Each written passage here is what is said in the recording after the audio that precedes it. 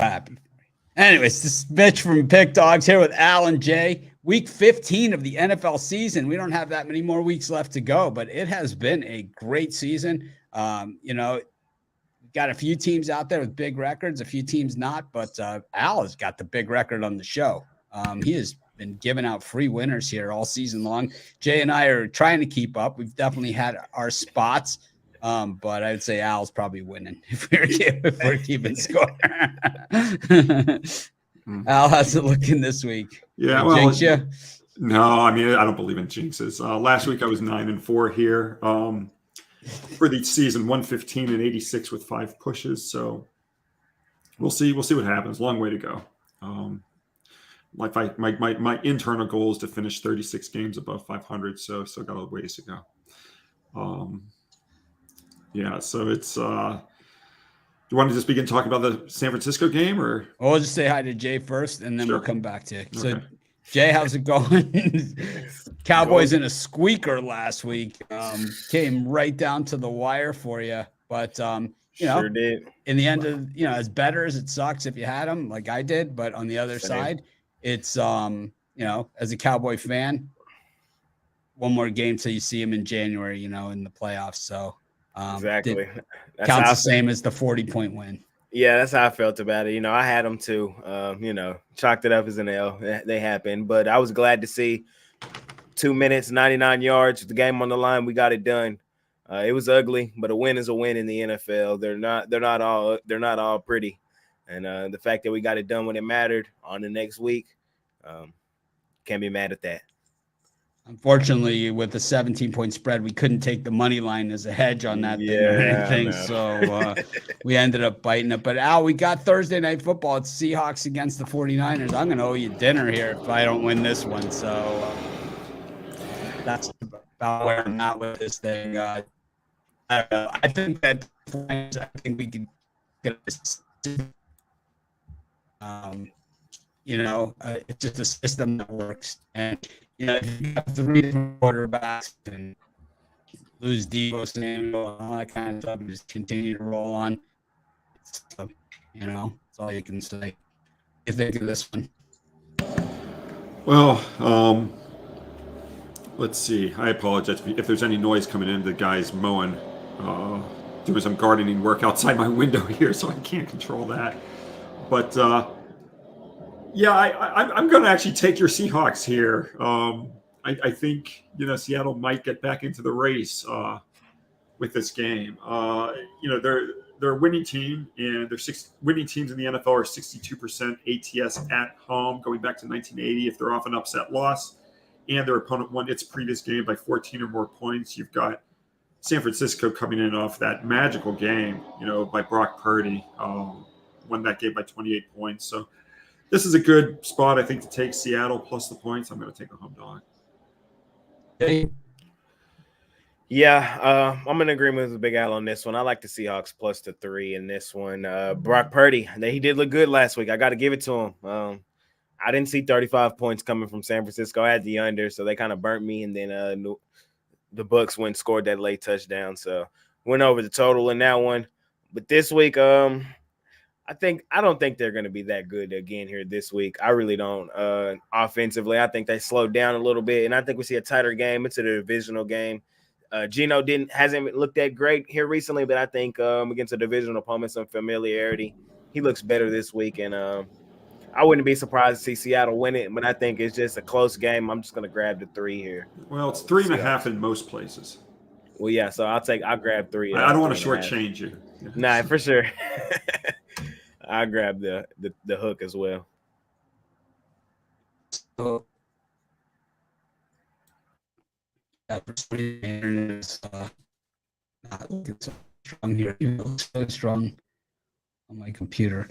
Anyways, I like Seattle doing this. I've been in the Niners all year, taking me in pants for the last month or so. So maybe I get a chance to get a little bit back here.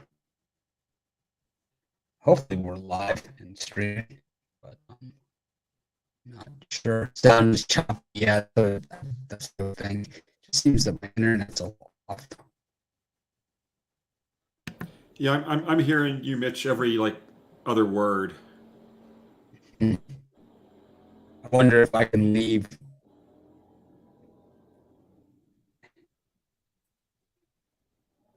I don't know if that's going to or not. How about now? I hate to end it. And then, Jay, is it the same on your end with Mitch? Yeah, he's choppy on my end as well. Okay, good. Then it's just not me.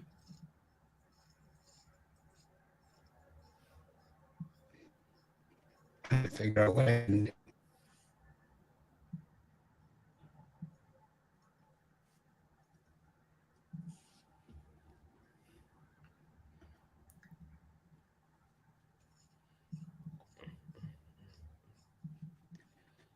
Anyways, I'm gonna let you guys take over and while I figure it out. Okay. But I like stocks too. Vikings Colts. Vikings Colts. Let's see. You know, I'm going to take in Indianapolis in this game. When we last saw the Colts play, they were blown out by Jay's Cowboys 54-19.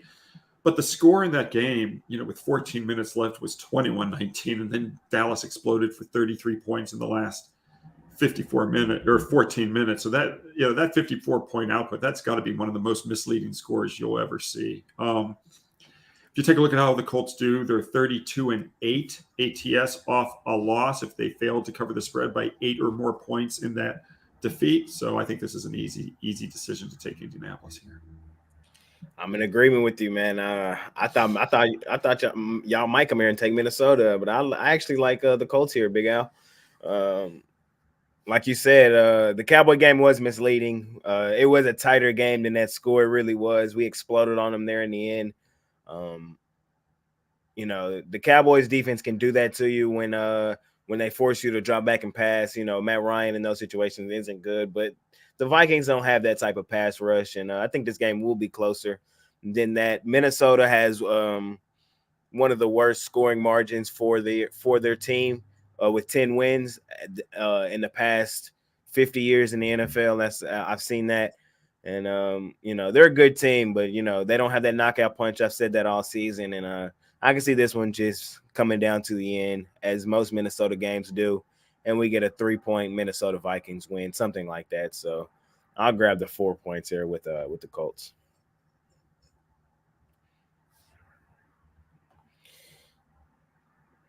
Minnesota wins it, keeps pushing on, but I don't think that I don't see them blowing out the Colts here.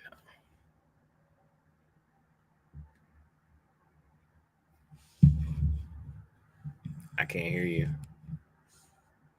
I was on mute. So I see Mitch is gone, right? Yeah. Okay, so we'll just keep going then. Okay.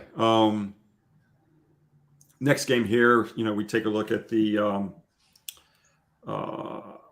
Baltimore-Cleveland game.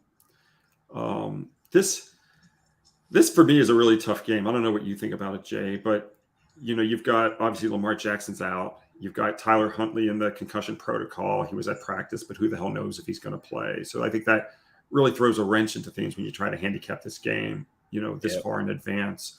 Baltimore won the first meeting 23-20. I actually had a huge play on Cleveland in that game plus 6.5. So in this game, like I'm very well aware that Cleveland's horrible at home when playing with revenge. I think there's something like 8-28 ATS with a push their last 37 in that situation. But that being said, I'm still, you know, going to take Cleveland here minus the 2.5. I just wish I had clarity on the quarterback situation for Baltimore. I would like Cleveland a lot more if Huntley wasn't going to play, but you know, my guess is he probably will play. But I'll give a shaky nod to the Browns here. What do you think?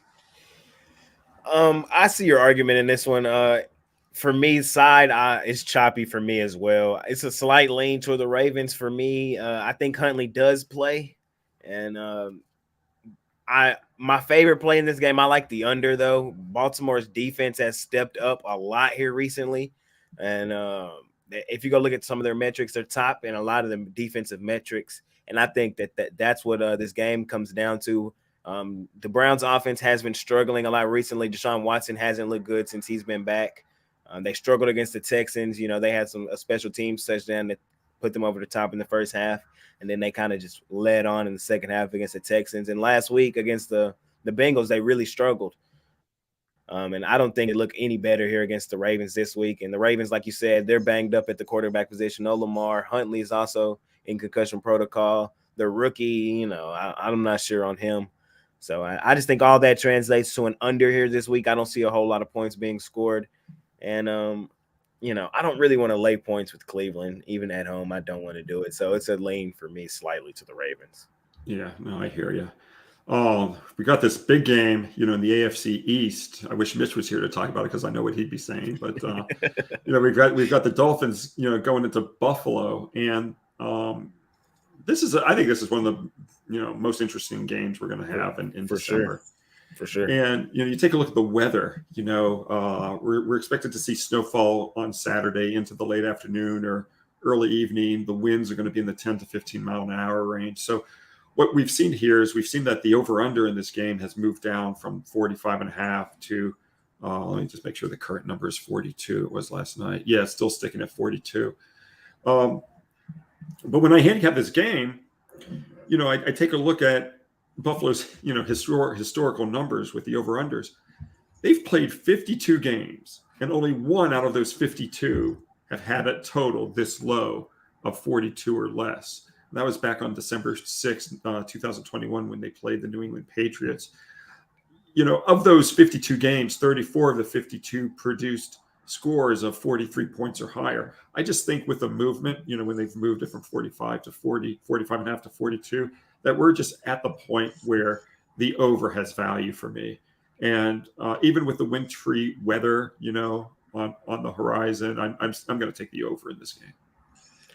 I definitely see your argument in that one, and I could honestly see it dropping some more even towards kickoff. People's banking on the weather and jumping on the under, and I can see the over having some value definitely. For me in this one, I'm going to grab the points with the Dolphins. I know they didn't look that well this last few weeks, but I think that hook looms large. If Buffalo wins it, I think it's a 7-point win at best. I think Miami can keep this one close. They're still a top team in my mind. I'm not going to sell my stock on the Dolphins. They beat the Buffalo team the first time. I think they can play this one pretty competitively. So I'm going to grab the points there with the Dolphins. And I like your argument for that over. And I'll wait a little bit to kick off, though, to grab it, the best number, in my opinion, because I think it depends. A lot of times. Yeah, a lot of times what you'll see is when the weather doesn't get worse, then you see all of a sudden it go tick back up to 43 or whatever. So you kind of have to, get in and get in at the right time. Okay, I'm guessing this is the right time at 42. I think you might see it bounce back up as long as the weather doesn't get worse from what it's projected. Because right now, it's not like the winds are going to be 15 to 20 miles an hour. They're saying 10 to 15. The snowfall should recede, at the early evening. So it could be a lot worse than this, but it looks like it's going to be okay as far as it goes. The next game, let's talk about the Lions and the Jets. This for me is a really difficult game. This might be the hardest game on this week's board for me. The last thing I want to do is go against the Detroit Lions, who've won 5 out of their last 6, but they've covered each of their last 6 games. Last week, I actually had my biggest play of the week on Detroit. It was my NFC North game of the year. They blew out the Vikings. I don't want to go against this Lions team. They're playing really, really, really well. But I have to pick a side. We have to pick every game, so I can't pass. I'm going to take the Jets here, but I'm doing it kicking and screaming. I don't want the Jets, but I have to pick a side, so I'll take the Jets. For technical support, if you take a look at how teams do on 6-game point spread win streaks like Detroit, if they're also off a straight up win in their previous game, those teams on the 6-game ATS win streaks, they've gone 63 and 86 with a few pushes, going back to 1980. So this is probably the right time to fade Detroit, being that it's on a 6-game ATS win streak. But damn, I don't want to have to, I don't want to have to fade them. Yeah, I hear you. I didn't have a play last week. I leaned Minnesota though last week on the show and on the morning show on the weekend. Uh, but Detroit, man, they've been balling, especially at home. They find themselves on the road in this one. I still lean Detroit, like you said. This is a tough game here. It really is. The Jets have a strong defense. Their quarterback situation, iffy on that. Mike White, he did get blown up last week.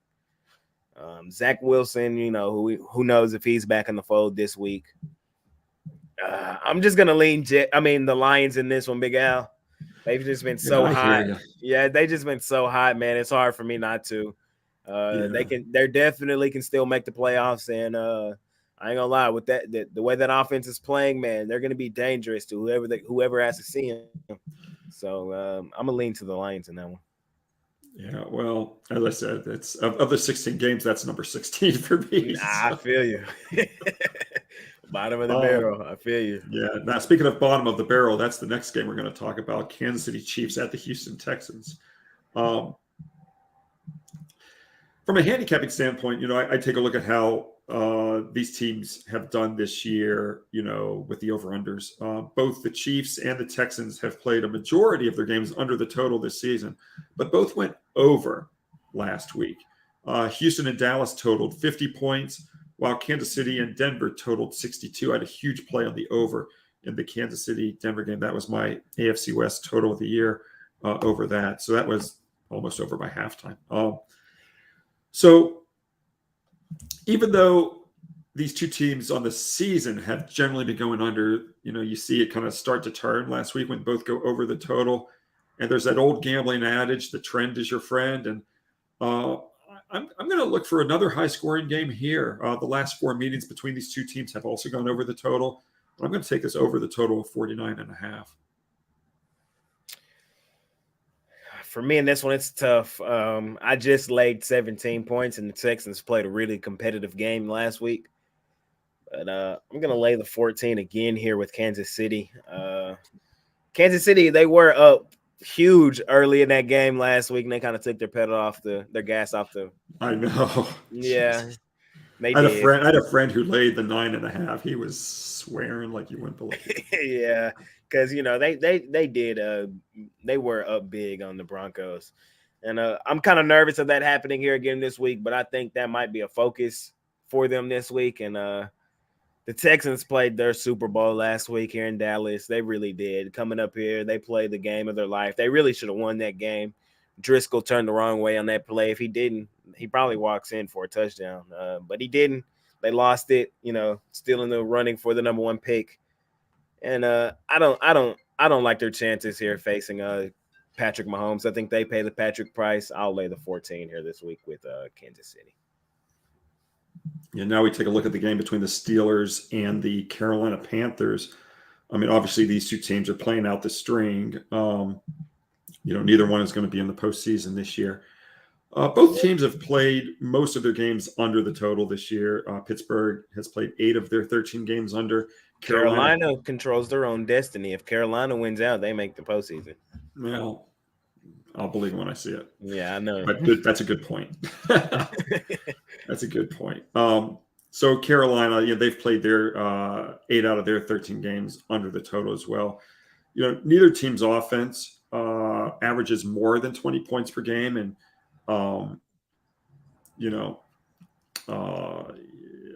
just don't see a lot of scoring here. I think it's going to be a offensively challenged game, shall we say? And I'm going to take this under the total of 38.5. I like that under too, Big Al. I do. I'm going to take the Steelers here, and I think they win it outright, though. But, hey, I will say this. The Steelers have been – not the Steelers. The Panthers have been my kryptonite here recently. I had them pegged as the worst team in the NFL, especially after they sold Christian McCaffrey to the 49ers. I thought that was the stake in their season, but they've turned things around, and they're in a spot, like I said a minute ago. They still can make the postseason, especially with Tampa Bay, who just doesn't want to close out the division. Carolina, if they win out, they can win it. All the teams in the NFC South are still viable. It's crazy at this point in the season. You would think Tampa would win it out, but, I don't know. And I do like the Steelers here this week, though. I think even though it's going to be Mitchell Trubisky, most likely not Kenny Pickett, And I know Mitch looked hideous last week, but I think in a bounce back week, Mike Tomlin still hasn't had a losing season. I think against a lonely Panthers team like this, I think that we see the defense step up. Mr. Trubisky looks better this week. They have some weapons on that offense, and I think the Steelers win this game. So I'll take the points here with the Steelers. Yeah, well, this will be the year he has a losing season. It even happened. Yeah. It probably will be. Yeah, I mean it's one game to go. We'll take a look at the best team in football next. Your Philadelphia Eagles. They're playing the Chicago Bears. I'm curious to hear what you have to think about this one. I'm looking at this game to be low scoring. It's kind of a contrarian thing given the way the Chicago Bears have been playing. The Bears have played their last 7 games over the total. But NFL teams that have played 7 or more overs in a row, they've gone under the total 46 and 34 with 4 pushes since 1980. So I think that bodes well for a relatively low-scoring game here. And then I've mentioned this trend before for the Eagles. The Eagles are now 60 and 25 with 2 pushes under the total if their previous game totaled 58 or more points. Philadelphia, of course, coming in off that 48-22 victory against the Giants. So that's 70 points in the previous game. This is going to be a low-scoring game. I'm going to take it under the 49. I like that under, Big Al. I do, and for some of that same kind of reasoning is why I'm going to take the Bears plus the 9. I do think the Eagles win and win comfortably. I see like in my head, my final score prediction in this one is 28-20 or something kind of like in that range. Maybe even lower than that. But I just see it kind of in that range. I see like an 8-point win for the Eagles. We're going to be on like an off number. The Eagles have looked good here recently, but they are on the road in Chicago. It's not a place for me to typically in December is a whole lot of scoring. So I do like that under with you, Big Al. And I'm going to grab the points with Chicago. The Eagles have a big date next week as well, probably. We got a good game this week, like you said, one of the games of the year, Buffalo and the Dolphins. We got another one on Christmas Eve next week, Cowboys, Eagles. So I've got to imagine, I don't know if you do NFL games of the year like I do, but I got to imagine that would probably be your NFL game of the year. Yeah, it's one of them for sure. I'm ready. I'm so excited for that game next week. But, the Eagles in a look-ahead spot, I think they win this game and win it comfortably, but I don't want to lay 9 points with them on the road. So Chicago, I think I'm going to grab the 9 with them. And I lean towards that under with you as well. Now, do you have actual tickets? Are you going to go to the NFL game in person at Dallas, or are you going to just watch on TV? Probably on TV. It's probably going to be like a whole bunch of family. We're probably going to do like a Christmas thing on that day around the Cowboy game and then have dinner all that night. So yeah, probably do. Yeah, I'm trying to get tickets to the Michigan.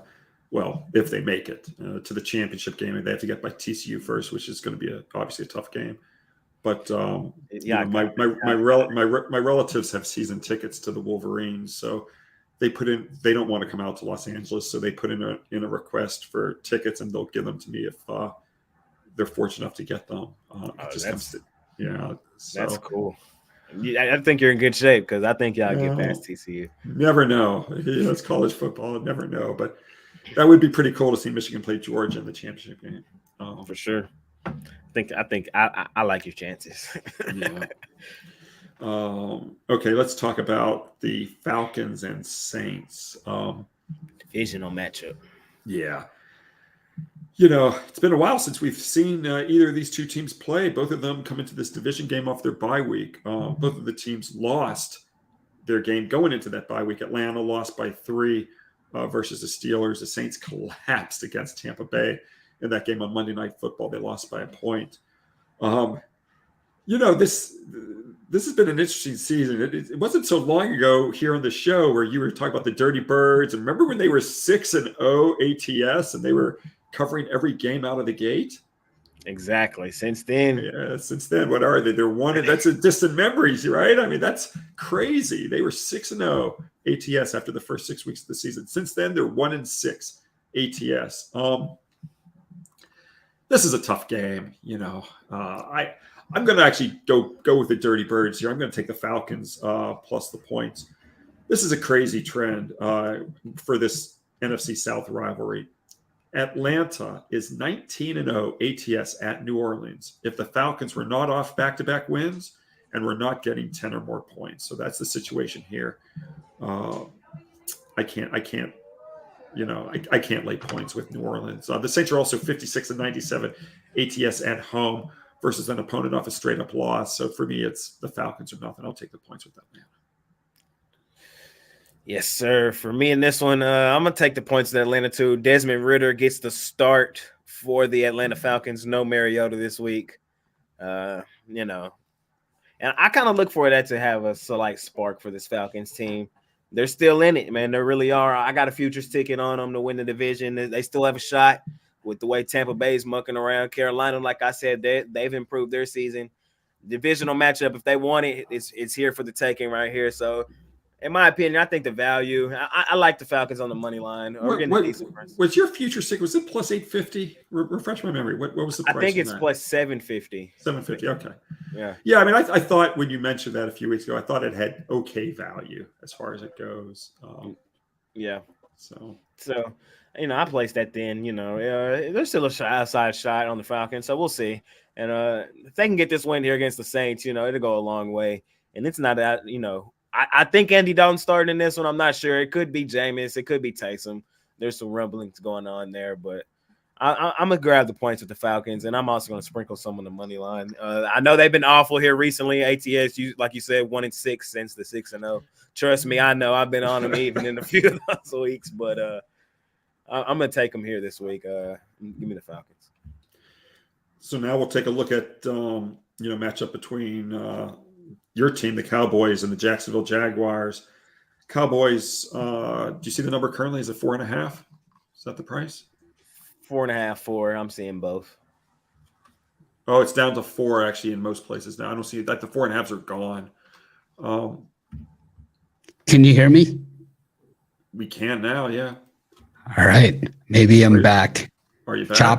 Choppy? No, you're good. No, all right. If I chop, give me the sign because it's like I don't know what happened to my internet. I've got like 6 computers out, phones, tethering, iPads. I've tried everything. I don't know what happened, but we're talking about the Dallas game. But if you want to we can also, if you want to give out like the 6 or 7 picks you missed, just give us a pick. We can go back and Seahawks, Vikings, Dolphins, Ravens, Lions, Chiefs, Panthers. Is that? Am I still going? No, you're right. You're right on the head right there. I want to hear Steelers. That Dolphins Bills. Oh, total homer pick. I'm going to take my 7.5 points. 3 weeks in a row for the Dolphins on the road. I don't know how the schedule happened. Where you get 3 games in a row on the road in December, 2 on the West Coast, and now 1 in Buffalo in December on a Saturday night. This has got to be one of the worst schedulings that I've seen in a long time. Almost unfair, but at the same time, it's the NFL. All you got to do is make it into the postseason, and you got a chance. Only 4 teams get byes these days in the NFL in the first round. So most teams have to go the long haul anyway. And history has shown the short road doesn't really mean you get there anyway. So let's see what happens. For sure. I took the Dolphins too. Yeah, I just think, we've seen them play horribly, but they beat the Bills already. So who knows? Yeah, I took the over. So, so we were talking about the Dallas-Jacksonville game. For me in this game, you just mentioned how Miami's playing their 3rd straight road game. The Cowboys just played 3 straight home games. They also won each of those 3 home games, and now they have to go on the road. And I had a big play on Jacksonville last week as a home dog against Tennessee. I was rewarded with a 14-point win by the Jaguars. I'm going to come right back. You got to thank the turnover machine on that one. It was, they just could not hold on to the football in the first half. That's football. No, believe me, it goes both ways. Yeah, it goes. Believe me. I'm gonna take the 4 points here. Home dogs of more than 1 point. They're 185 and 125 ATS off a road win if their opponent was off a home win. So let's go with Jacksonville plus the points over Jay Briggs. Don't do it, Al. Oh, I think Jay's going to join me. I don't think so. I'm laying the 4, man. I'm laying it. We did play pretty bad last week, like I said at the top, though. But we got the win. We did get it done, and I know Jacksonville is a place of horrors for a lot of teams. A lot of people go down to Jacksonville and get their plans spoiled. But Jacksonville is way inconsistent, man. 1 week they're beating the Ravens, the next week they're getting beat on by the Lions. So, the Lions went down there and exploded on them. Or was that game in Detroit or was that game in Jacksonville? I can't really remember, but the Lions exploded on them. I think the Cowboys. That was in Detroit. It was in Detroit. Okay. Yeah, I'll give them credit for that. But I still think this Cowboys offense is one of the best offenses in the NFL. They're going to get us back to clicking. They just had an off week last week. We laid an egg last year against Denver. We bounced back, and I think we bounced back here against Jacksonville. And I'll lay the 4 here this week. Who did the Cowboys sign? Wide receiver? They signed somebody. T.Y. Hilton. T.Y. Hilton. So that means that the Beckhams that they're out. That basically means that. My guess is San Francisco, especially with the Samuel injury. I don't think he's going to sign this year to anybody, honestly.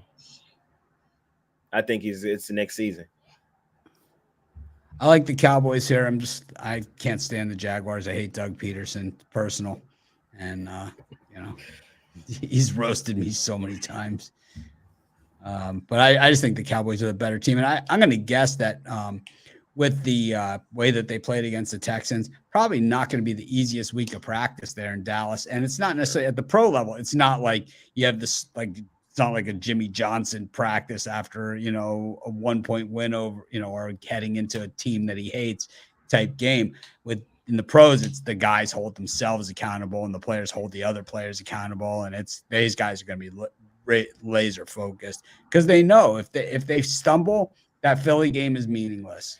I was just going to say that they are in the look ahead spot to next week too. The same thing I said about the Eagles. The Cowboys are in the look ahead to the Eagles next week too. That's future game of the year, or one of the games of the year for sure on Christmas Eve. So be wary of that as well. Where are we at now? We're at Arizona, Denver. So I got roasted on the Broncos this past week. I had the Chiefs, and I was up 27-0. I was feeling good. Mahomes had thrown the sidearm, touchdown pass. I was a Patrick Price. I was kicking back on the couch. I made another bowl of popcorn. I was all set. It's like, oh, man. Anyways, Brett Rippon in the QB. Russell Wilson was benched, and that one was injured. Kyler Murray out for the Cardinals. That's really bad news because, as we saw Monday night, Colt McCoy's like, Colt McCoy's got a lot of experience. I'm like, he's a 12-year backup. That's not necessarily a good thing. I bit the bullet on that one. I think we both said for sure. When you cover every game in game, it's like I think you do a lot of biting of the bullet throughout the course of the season. Sure. But it's definitely been fun half times this year. It's like we've had a lot more animated than we've had in the past, so a lot more fun. But I think for me, it's like I just can't bet on Colt McCoy either. Just can't do it. It's just not in my repertoire. Yeah, for me, it's really not about Colt McCoy. It's just about getting Arizona out of the desert and on the road. I mean, they just can't win at home anymore. I mean, they lost last week. That was their 11th loss in their last 12 home games. But they're 23-8 ATS as a road underdog. If their record wasn't worse than their opponent's record, I'm going to take Arizona plus the 3. Jay, how about you? For me in this one, I like the under. I think the Broncos defense continues to play well. Although they paid the Patrick Price last week, but everybody pays the Patrick Price. I think they bounce back, have a better week here against Colt McCoy and the Cardinals. And on their side of the ball, I don't think that Rippon is going to do anything that Russell Wilson didn't do. And for that same reasoning, I'm going to take the Cardinals, and I think you take them on the money line here. The Broncos, I mean, you were not winning with Russell Wilson. Granted, I have been the leader of the Russell Wilson is overrated train. I think was one of the first few to tell everybody that. But he's still better than Rippon, and I don't think he's just going to come in here and get it going either. So I think the Cardinals can still get it going here, and I like the under. I think this is going to be a 17-14 win for the Cardinals or something like that. Go to the Raiders taking on the Patriots. Boy, these are two teams that are tough to figure out too. It's just when you start to lean on them, they play well. When you start, or they play poorly, when you start to dismiss them, that's when they start to play well. I don't know. Mac Jones just sucks. I mean, he's such a whiner, and I had the Patriots on Monday night, so it was tough for me. It was one of those tough ones. But I just think that up against this Raiders team, I mean, who knows what you're going to get with these guys. I mean, it is they lost to the Rams outright. I think we all made a case for how the Rams could cover in that game, but to lose outright, Baker Mayfield went 98 yards on them. It was a made for TV movie. For sure. It really was, but it was perfect story. It was the perfect story, right? But I don't know. It's like it's a tough one here. Al, what do you think of this thing? Yeah, I mean, I think you pretty much, described it perfectly. I mean, both teams have been just so up and down. It's almost like the stock market, right? You can't figure it out.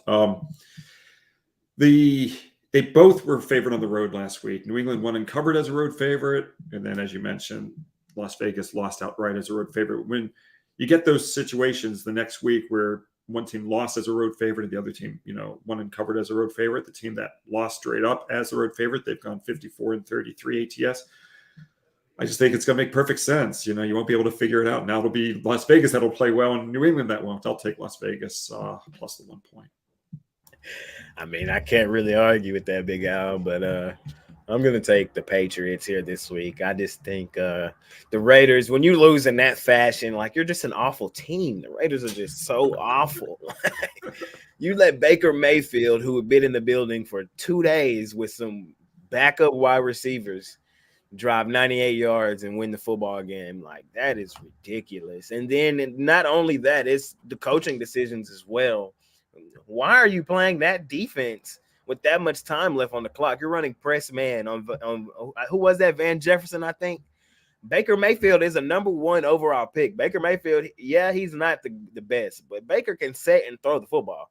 You know what I mean? He can throw a nice deep ball down the side of the end zone, and he did just that, and he burnt them. And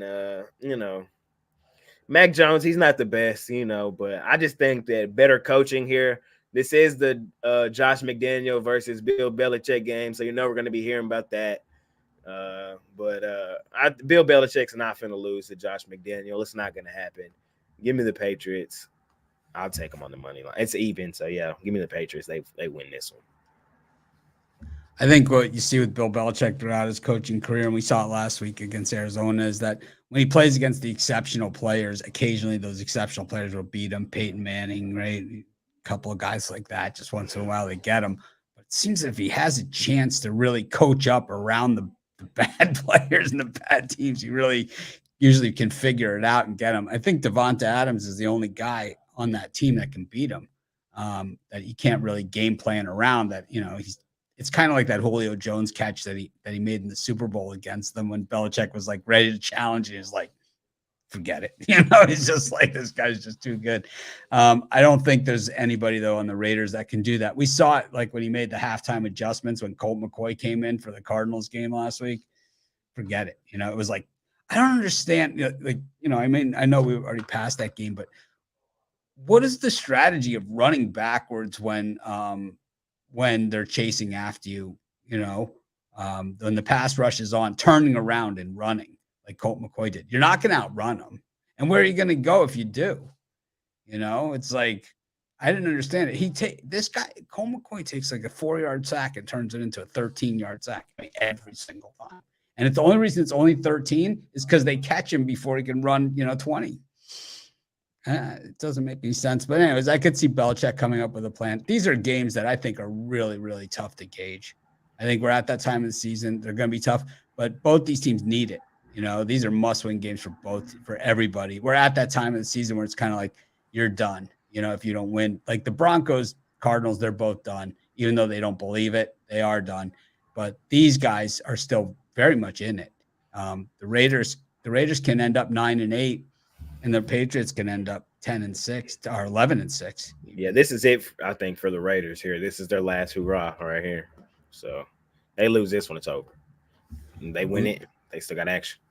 No one's looked worse recently than the Tampa Bay Buccaneers. I mean, they looked terrible in that game against the 49ers.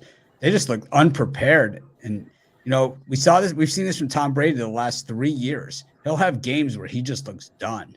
And then all of a sudden we'll see, you know, the old Tom Brady in glimpses, and it kind of gives us hope again. And like at least with him, we can get hope, you know, but it's like, man, he had no answers against that 49ers team, just zero answers. And it was like, his defense didn't give him any help either. And it was just, it was absolutely terrible. Meanwhile, on the other side of it, the Bengals are looking like the team to beat in the AFC. We've been talking Bills, Chiefs, Dolphins, all that other stuff. Well, these guys were in the Super Bowl last year. They were winning until there was 10 seconds left to go in the game.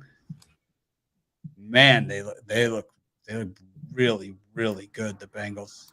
I know it was the Browns last week, but still. It hasn't just been the Browns. It was the Chiefs before that. And it was, you know, they got the Bills coming up on January 2nd. I know we talked about it already. There's all those big college football games, but that game's going to be big too. Yeah, I mean, you know where I'm going in this game. I'm going to take the ugly Tampa Bay Buccaneers plus the 3.5. I do see one sportsbook right now has it at +4, but most of them are at 3.5. Hopefully it gets to 4 because that's a better number. But yeah, Tampa Bay, they lost by 28 last week to San Francisco. But when you take a look at how home dogs do of 3.5 or more points, when they're off a loss by 28 or more points, they've gone 75-49 ATS. It's just a bounce back situation for me. I'm going to grab the points with Tom Brady. For me, man, the Bengals have been my best bet. They've a lot this year. They were my best bet last week, man. The Bengals are my money team. 10-1 in their last 11 are the Bengals against the spread. Like, I don't know what people I know Mitch says the same thing about the Titans. This is the same thing to go for the Bengals. Small market team that just doesn't get the respect, man. The Bengals are a money team. They covered against the Browns, covered against the Chiefs, the Titans, the Ravens, the Dolphins. You know, they got some really good wins in there. You know, they had some offensive line troubles to begin their season, but since then they kind of fixed those. And like Mitch said, this team went to the Super Bowl last year. And I'm going to take the Bengals here again this week. Tom Brady and them, they're broken. I'm done trying to help fix it. Offense is terrible right now. It's just, we're going to call a spade a spade. I'm just going to cover my eyes and think that it's not Tom Brady. It's Brock Purdy back there for the Buccaneers. And in that case, man, they're just awful, man. And the defense isn't better either. Brock Purdy burnt them up last week. So, you know, I definitely think Jamar Chase and, you know, these guys, P. Ryan, the way he's looking at field, Boyd, Jamar Chase, and Joe Burrow and them can come in there and do the same. So give me the Bengals. I'll lay the points. Bengals are a better team than they were last year. You know, a lot of people thought that they lost those guys in the secondary. They weren't going to be as good.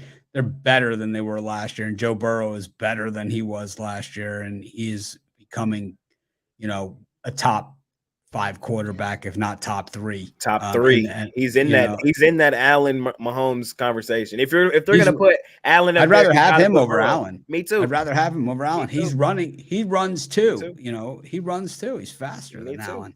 Yeah. I know Big Al probably disagrees on that sentiment, but I like Burrow over Allen right now. I mean, he's been to the Super Bowl. He's done what Allen hasn't. My bad. Yep.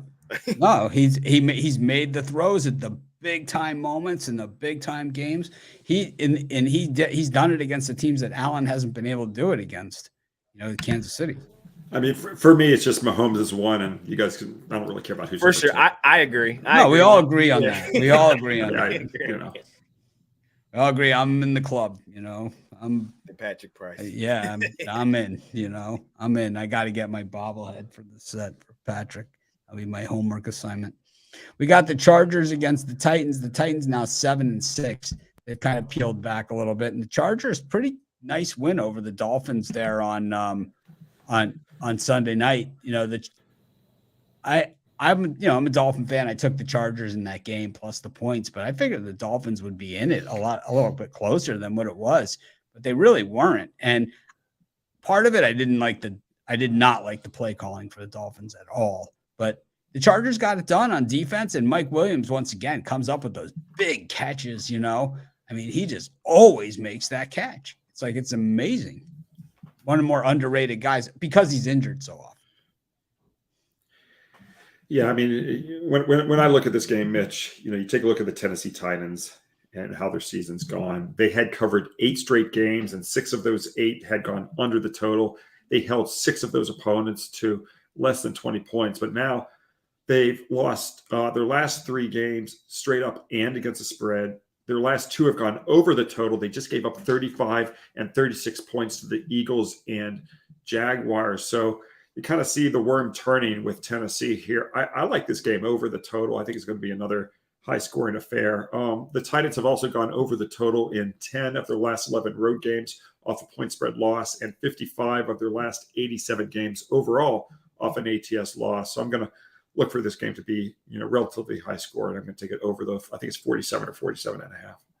Williams is kind of like Des Bryant, right? Just this big guy that can also run. It's kind of, it's just that he's injured so much, but it's like, man, when he plays, he always comes up with those catches, the physical ones, right? Jay, what do you think of this one? Big Al, I know we said earlier that Jets Lions probably the toughest one. Well, this one for me is pretty tough as well. I agree. The Titans for me, man, I just can't get a handle on them when I'm fading them. Their money, when I hop on them, they just do me dirty. I've been on them in back-to-back weeks. I'm just gonna take them one more week. We're gonna take the Titans one more week. I think they're gonna fix some problems this week. The Chargers are still overrated. I know they looked good last week. They did look good on that Monday night.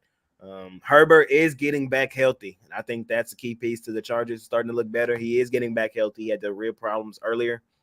And his receiving core is getting back healthy as well. Allen is back.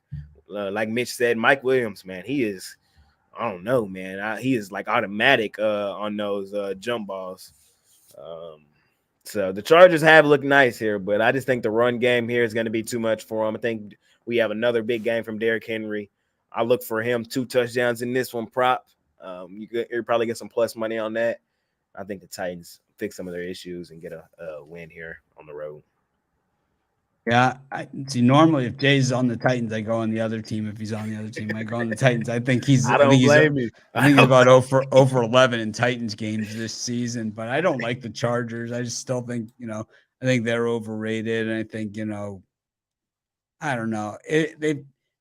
So now they're on back-to-back home games, right? After playing Miami last week, Titans are starting to look a little bit ragged. I think last week that Jaguars game, I don't think I've ever seen a Vrabel team look that sloppy. And you wouldn't expect it to just look so sloppy. Like Derrick Henry's fumbling the ball, like on first, a chance to really get back, even despite all the fumbles, despite everything, chance to really get back in the game. He tears off a huge play and fumbles at the tail end of it. I mean, you just don't see it. I don't think the Chargers are going to get that lucky 2 weeks, to catch that Titans team like that. It is Ryan Tannehill, so you never really know. I'm thinking put with Al. I think over the 47.5 is probably a good safe place to be. I don't give a lot of totals. Commanders and Giants, Sunday Night Football. The Giants now 7-5. The Commanders, it feels like we haven't seen these guys in a month, but here they are. Last we left off, they were on a heater. Al, do you think this slows down the heater, the time off? I don't think it's going to have anything to make a difference one way or the other. For me in this game, you've got the Giants playing back-to-back division games. They had that home loss last week. They were destroyed. I actually had the Giants that game, unfortunately. They were destroyed 48-22 by the Eagles. Now they're a 4.5-point road underdog. When you get teams playing back-to-back division games, and if they were off a home loss in that first game and now they're a road underdog, those road dogs have covered the spread 55% of the time. I don't think the Giants are going to have 2 bad division games in a row like that. I'm going to take the points with the Giants. It's another tough game for me. We just seen these two teams 2 weeks ago, and they tied. So I automatically want to lean towards the Giants, but the Giants, they're broke.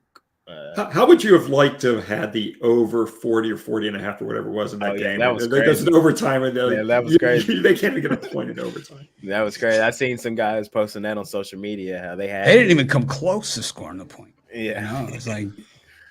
Yeah, so they did tie in that one. So I'd lean Giants.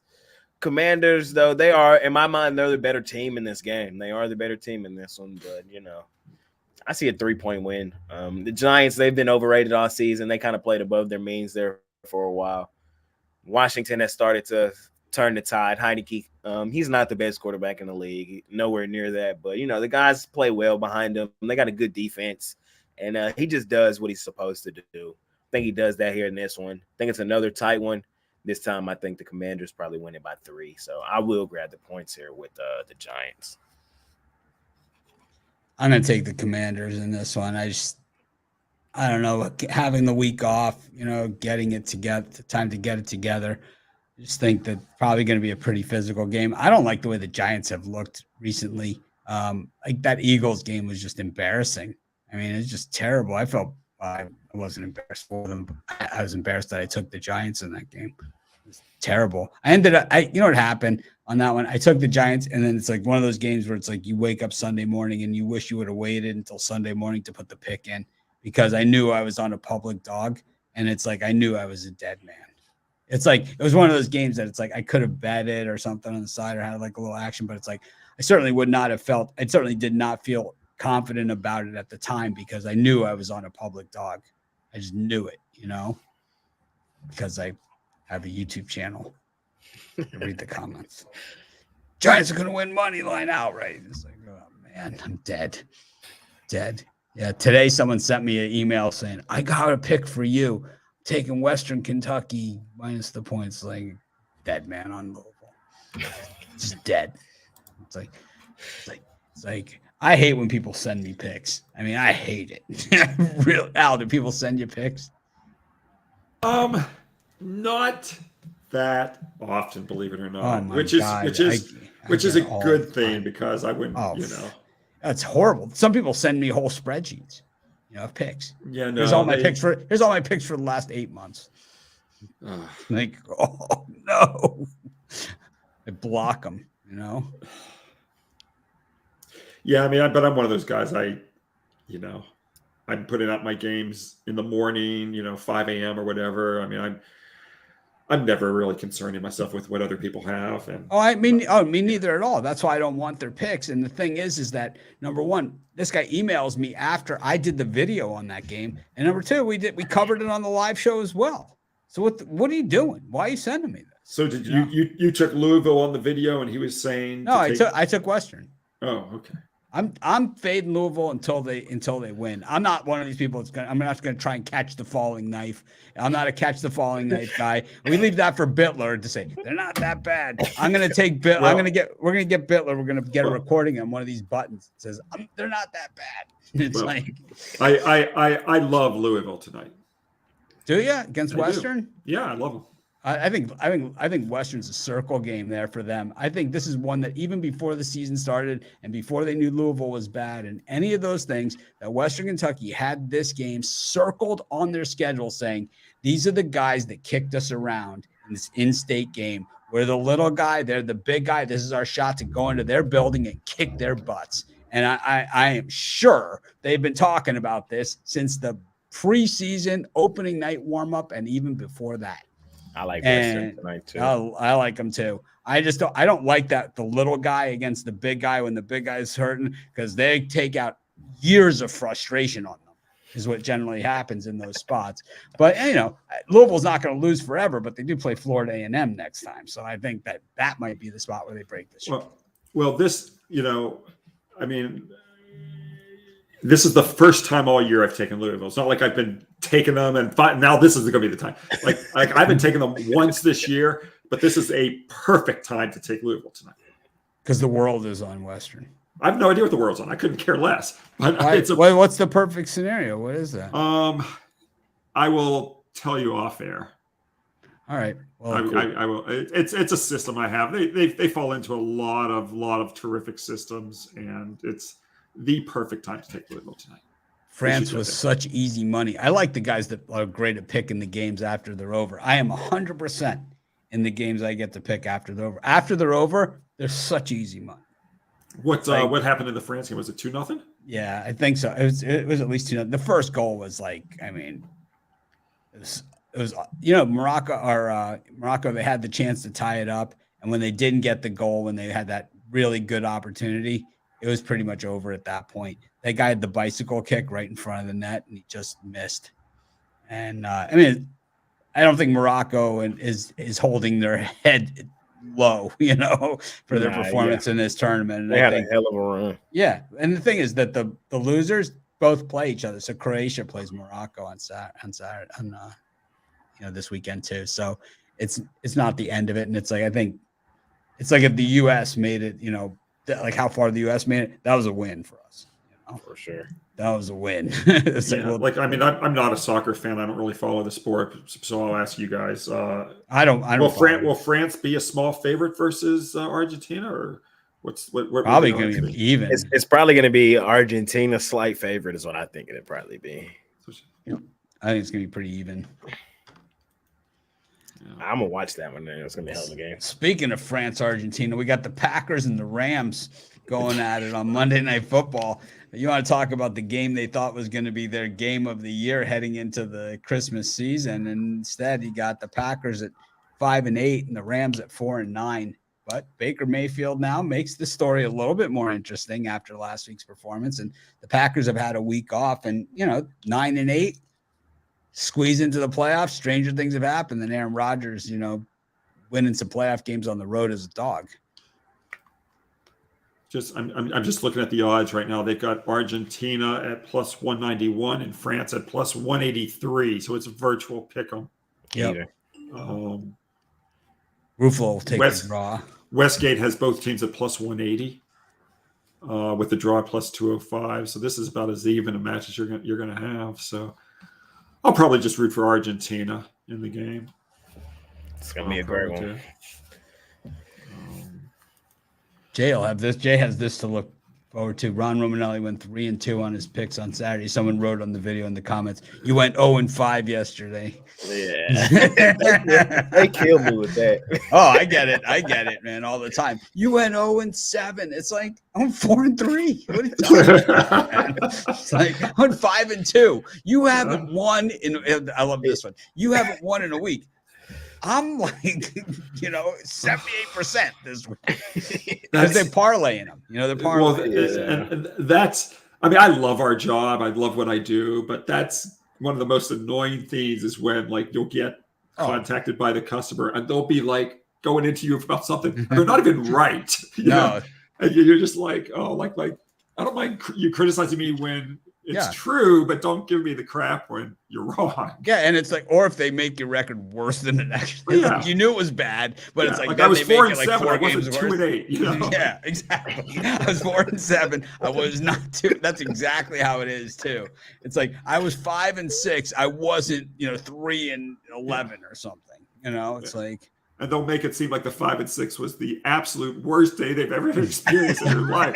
You're like, I've had worse days than 5-6. The best. How could you take the 49ers in that? It's like, yeah. Or last night for me on the jam session, I went 4-1. I had a comment. How could you take the Kings? I saw that, man. Hey, man. I saw it. How could you take the Kings? And Kings busted up my parlay. You ruined my parlay. I mean, man, it's crazy. It's crazy. Yeah. Oh well, what are you gonna do? As far as this Rams Packer game, the Packers have played their last 4 games over the total, but now they're playing a Rams team, which is, to say the least, offensively challenged. The Rams have only scored more than 20 points in 3 of their 13 games this season.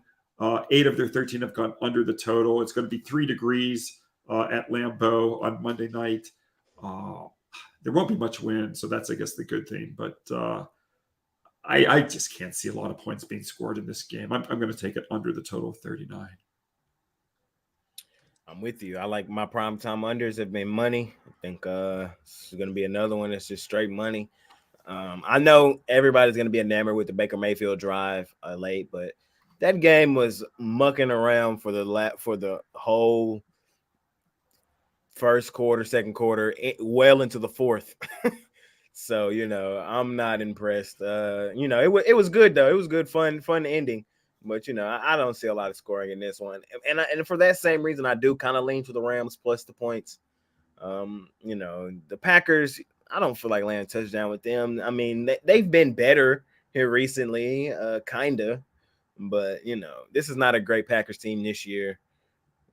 I see a 4-point win here on primetime for the Packers and under as well. So that's what I like in that one. I like both those picks too. I like the Rams and I like the under. I got to say, I have more respect for Sean McVay this season than any other season that he's had as a head coach. You can really tell that this guy cares. He takes these games to heart. When he walked off the field after that loss in Tampa Bay, it looked like his dog died. I mean, he was just distraught, and it's like, at least he cares, and it's like some of these guys, it's kind of like, it's like, it's so mechanical to them and so whatever that they just kind of go through it. But he's involved. And so I think this year I have more respect for him than I ever have. I mean, he hasn't been dealt a great hand. And, I think he overestimated the value of Matthew Stafford. But, he got a Super Bowl out of it. And, he's going to be paying that price for that for quite some time. But I'm with you guys. Yeah. Well, anyways, go ahead. No, I was just going to say, yeah, they got the Super Bowl. They got the ring. And that's, that is the goal. Most players would take all those MVP awards, all those things, whatever, and they would trade it for the ring. And that's, the good ones at least. But anyways, thanks everyone for joining us. Week 15 done. We've got a few more weeks. Next week, we're going to go at 2 p.m. or 3 p.m. on Tuesday, as opposed to on Wednesday. It just gives most people watch this on the replay anyway. So it just gives people an extra day to watch it. We won't have all the latest, greatest information, but we'll do the best we can with what we've got to work with. That's what all you can do as a handicapper anyway. Those of you in the contest, keep killing it. You got NFL this weekend and, it always are the fun ones. Plus, of course, college football bowl season starts on Friday night. So, you get a chance to show what you got in that as well. So thanks everyone for joining. You can't win it in one day. You can't really lose in a day either. Put your best foot forward every day, and you could be right here with us. Yep. Great advice. Absolutely. Yep. And it's exactly, man. It's like, the way we do it at Pick Dogs, we're equal opportunity too. So it's like, you guys know, it's like Jay's only been with us a few months. Al's been around doing this forever. I've been, I started 15 years ago doing this. So it's like, we don't care, man. If you bring value to the table, the whole opportunity is there for you, and, we're excited to meet the next new capper or cappers, wherever the case may be. But thanks everyone for joining us. Make it a winning week. We'll see you next Tuesday at 3 p.m.